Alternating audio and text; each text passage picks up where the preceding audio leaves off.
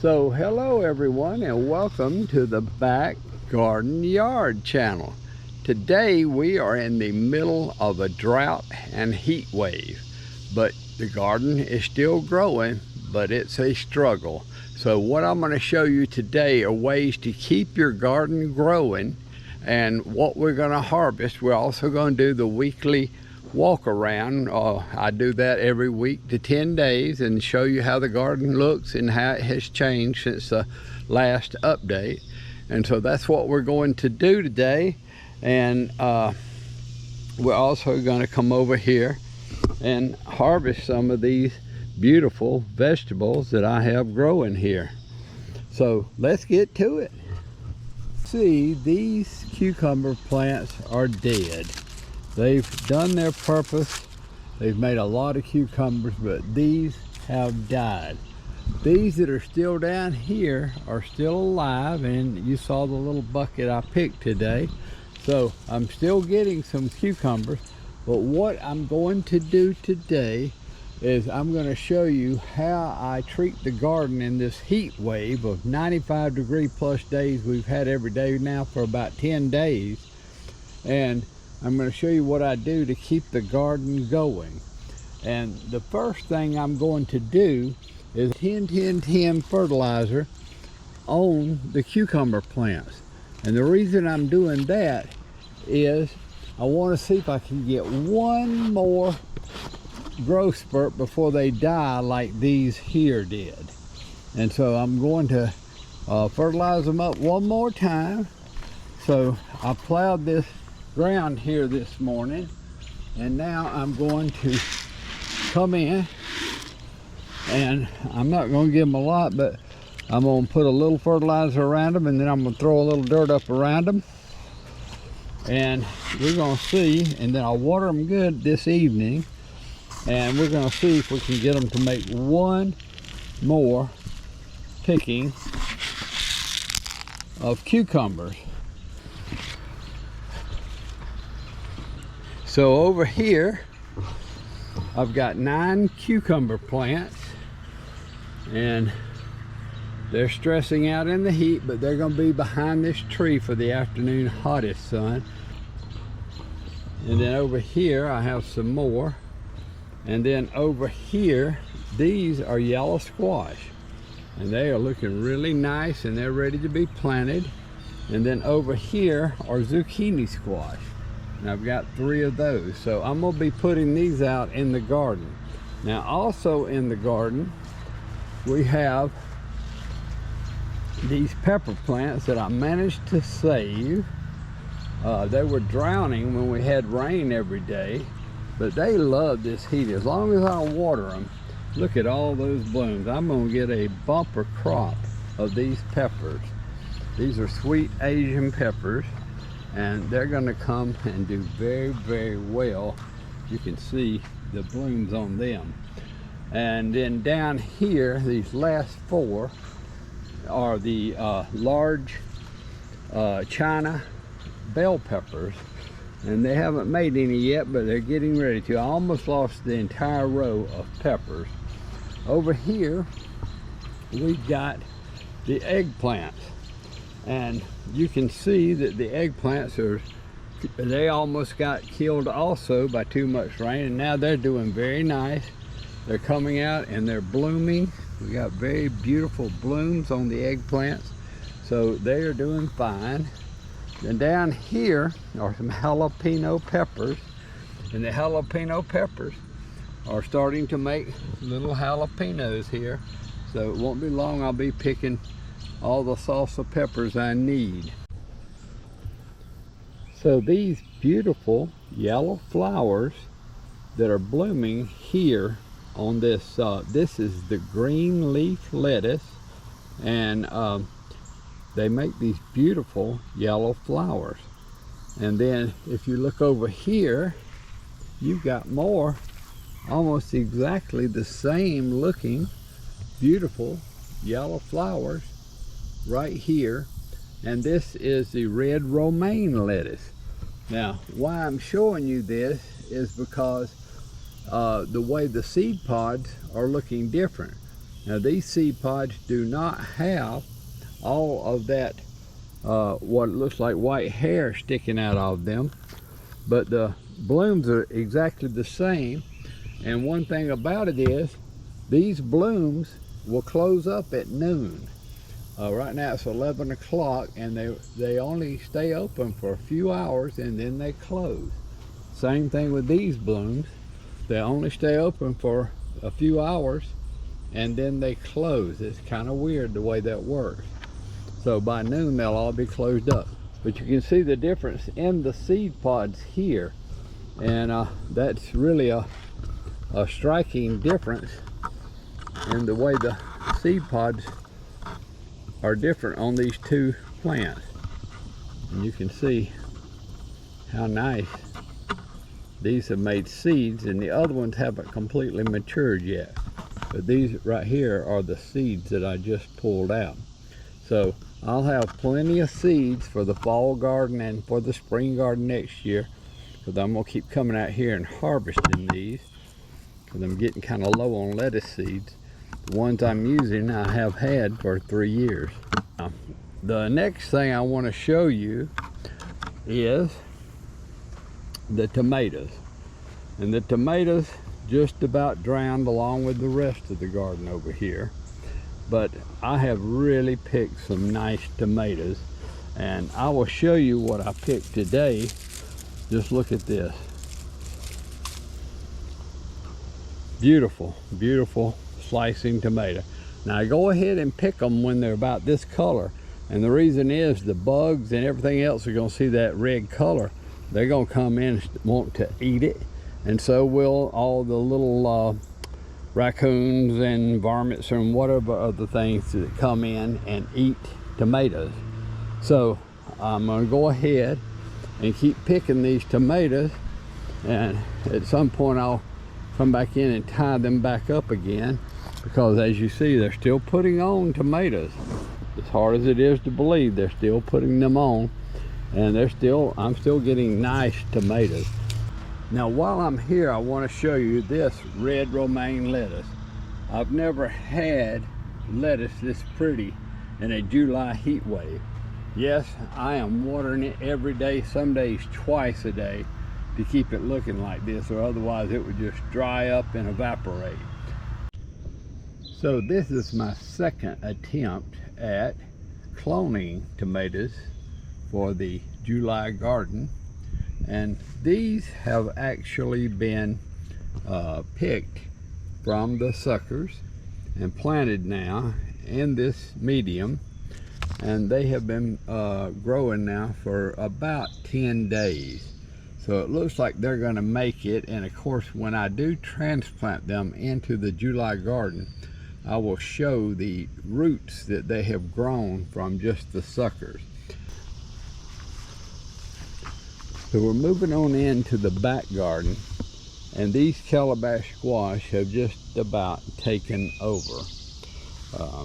I'm letting them run out here. This is not part of the garden, and I noticed right here he dropped a very, very nice one right here, and they're all in here.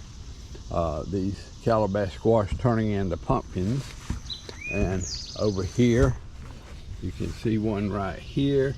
There's one right here below my feet. There's another one right back in here. So the calabash have just done remarkably well this year. In fact, I have to fight them. I had to literally cut them off of this trellis so that my pole beans would come up and wouldn't get shaded out. And over here near the calabash squash patch, I thought I'd bring you in for a close-up on these butternut squash and how nice they have done climbing this trellis, and they're hanging down here. So I've got some very nice butternuts, and then it put this one over here on the ground, and I see another one back there on the ground. So the butternut squash have done fine this year. Really enjoy eating the butternuts, and for some reason this one got on the ground and actually dropped one way over here. But anyway, that's all I wanted to show you with the butternut squash.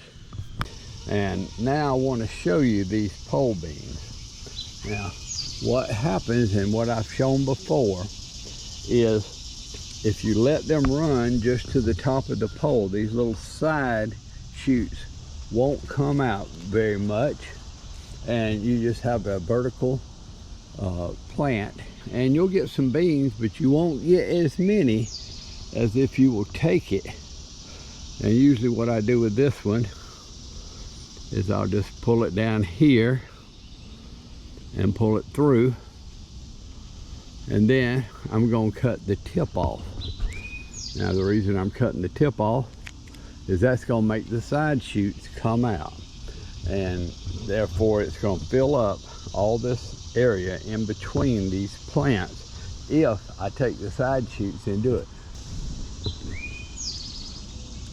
So here's one that got completely, one of the first ones that got all the way to the top of the fence, and it's gotten all the way over here, and I hadn't clipped it yet. I was waiting to do this video, so I'm clipping it now. And there we go, just to make the side shoots come out. Now let's find the one that I did clip, and let me show you what happened to it. And that would be this one here. Was clipped. It was the first one to get to the top, so I clipped it, and now you can see it made another side shoot that has come up in here like this, and it's got a new tip on it. Well, we're going to bring that down and let it fill in here like that. Okay, and of course it's coming right up beside this one that we're going to bring down over here and clip that tip off. Now, the first one that I did, of course, was this one. And let's see if the side shoots are coming out. And here we go. So what you want to do with these, and you really need to let them get a little longer than this, you want to push them over and let them fill in. And if we do that, let's see, these are just starting to come out, and I think I'm going to go ahead and put some fertilizer on these to make them grow faster. So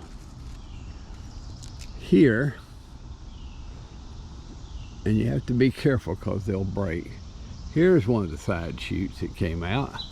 So what I'm doing with it, I think I'll go this way with this one. I'm gonna put it in here and let it hook up there. Then as it starts growing more, I'm gonna bring it over this way to fill it in. You can see that these, with all the rain we had back in June, they were falling over, so I had to tie them up. They got really, really leggy and tall, and they were really getting beat down by all the storms. So I have tied these. These are these right here are regular bell peppers, and they're just now starting to bloom and make little bell peppers. There you go. And then over here are the Asian peppers, and they have really put on. I have picked these, so there's not many of these left for picking right now, but as you can see, they are growing. These are already as tall as my neck, so they are really doing nice. And once again, I've run a string through them to help keep them from falling over when we have more storms. Right now we're in the middle of a hot, dry drought, so I'm not really having to worry about it. I'm having to water very, very often. But as we can see, the vine has been munched on, and I put 7 on it and it got washed off. I put 7 on it and it got washed off. And you really should take these blooms further away, but this plant is about done. So I'm going to go ahead and pick that zucchini. And once again, you want to pick the zucchini by not twisting them off, but cutting them out. That way you don't ruin your vines. So here, that's a nice zucchini right here. Okay, but then if you look over here, once again, when they start looking like this, they're just about done. So you can cover the zucchini vine with dirt if you want to, and it may root and actually make you more zucchini. Or you can do like I've done out there. I've got more zucchini plants coming, and I do notice that this plant once again has been eaten pretty bad by the squash bugs, squash worms. So over here it's separated though, and there's another nice zucchini that it has made. These plants got tossed around pretty bad by the storms, and it broke the vines, and the bugs have just got it. And finally, we have this taro.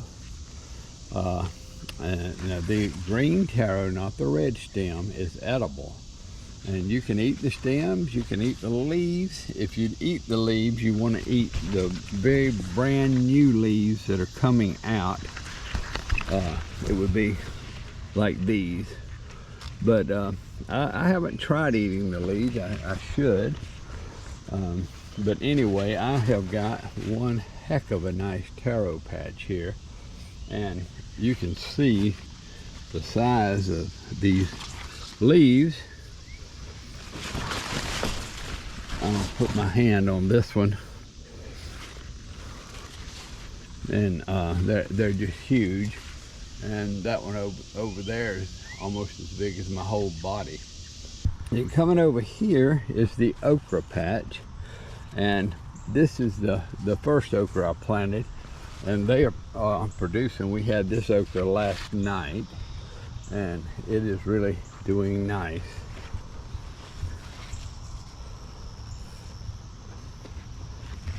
And every bloom is an okra.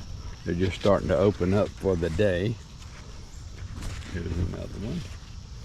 So I've got enough okra. This will do very nice. And of course, these are my back tomatoes.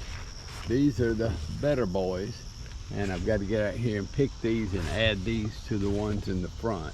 These are early girls right here. These are smaller. You can see the difference in them and the better boys, but had a nice crop in the back garden here. I need to tie these up because they're blooming nice, and they're going to put on another crop. Now let's take one final look here at the Polima beans, and I have already made a picking of these Polima beans, and what I did was I topped them so that they would spread out and fill all this in. They've done a good job. These are actually running all the way over to this fence where I don't have any planted. And I'm just letting them go over there, and they're blooming. They're going to put our crop over here. So the Polima beans have really done well. Okay, folks, so here's today's harvest. I got a lot of tomatoes again. I did a video that you can see on how to freeze tomatoes. So if you got a lot of tomatoes, you want an easy way to freeze them, watch that video. I'm going to link that at the end of this video. And then there's my zucchini squash, my yellow squash, and there's my Asian peppers. And I get asked a good bit, well, why did you pick this tomato when it's not red compared to this tomato that is vine ripened? Same here. This one's vine ripened, and this one is kind of yellowish orange. So is this one. Well, the reason is when you've got a tomato like this, you can just leave it on the counter for about 2 or 3 days, and it's going to look just like this, and it's going to taste just like that. And so that's why you want to do that, and that way then the animals are not going to get it, and it's not going to get sunburned in this hot July weather. So make sure you go ahead and get your tomatoes once they're turning nice and kind of yellowish orange. You don't have to wait for them to be red to pick them.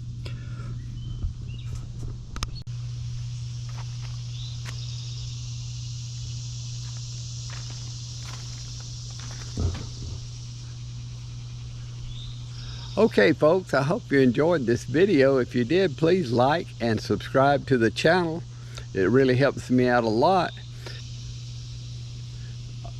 And we'll be doing these weekly updates every 7 to 10 days rest of the year, on through the fall garden and into the winter. So please subscribe to the channel, and we will see you on the next video.